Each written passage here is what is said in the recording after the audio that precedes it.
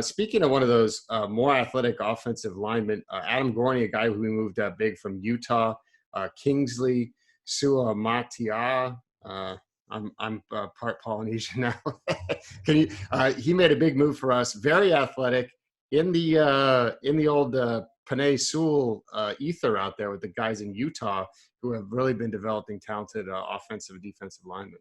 You know, you go to Hawaii for the Polynesian Bowl once a year, and you think now you're one of the Polys. So, yeah, he's a kid who did really well at the Under Armour camp in Phoenix. He works out with Panay Sewell and the Sewell family, the tribe of Division I and NFL, future NFL players.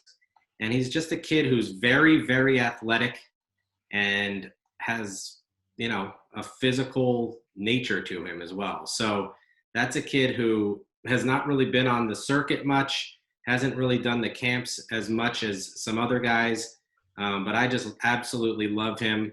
And honestly, and I'll be completely upfront about this, he's putting out a ton of videos of workouts that he's doing during the coronavirus, and they're very, very impressive. He can jump out of a pool of water onto outside, and I don't know many offensive linemen that can do that. He looks like he's going to go to Oregon. I think he's going to be kind of the next Panay Sewell there in terms of being able to get onto the field early. He has a great body, long arms, not hardly any bad weight at all, and he's a very athletic kid who can be physical. So I think he deserved the bump up, and we'll be in the discussion for kind of a top 10 offensive tackle in this class. Yeah, and he was at the Under Armour camp where we got to see a lot of video of him dominating. Mike, what's your take on him? I mean, you know, he can jump out of a pool, so. Well, now I'm going to get 80,000 kids jumping out of pools in my DMs, so thanks, Gorney. I appreciate that. None of these off-season workouts mean a thing to me.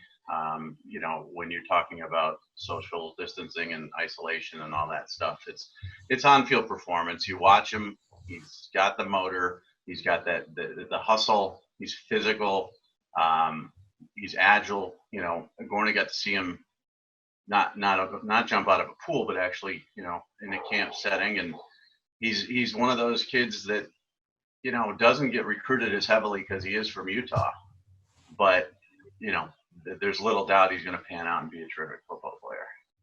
How long is we've seen LSU and Alabama push into Utah a little bit. I mean, how long does the secret stay there? I mean, is it just because it's hard to crack, you know, the BYU, Utah, and now maybe Oregon hold on the area, Gorney? I mean, it seems like now when you look at big time linemen on the West Coast, that should be the first place you start. Yeah, absolutely. And I think SEC schools have seen that. I think that's an important thing. I actually think Tua's success at Alabama has helped them recruit Polynesian players from Utah. But I also think that there are just societal things that are going on that either keep them home religiously or to keep them home close to family at Utah.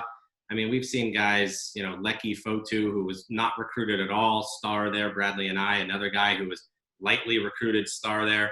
And then guys going to Oregon because of Joe Salavea and other coaches on that staff. So I think a lot of things are playing factors there, but I definitely think having a Polynesian coach on your staff, you see it with Sean Nua at Michigan. A lot of kids in California are looking at Michigan now because of the relationships they've built. There's a comfort level there. That's why Utah and BYU have done so well. But also Oregon, Michigan, I think, is trying to get involved. And then there's obviously a draw to going to Alabama and LSU, so they're going to go in there, dip in, and get some guys too.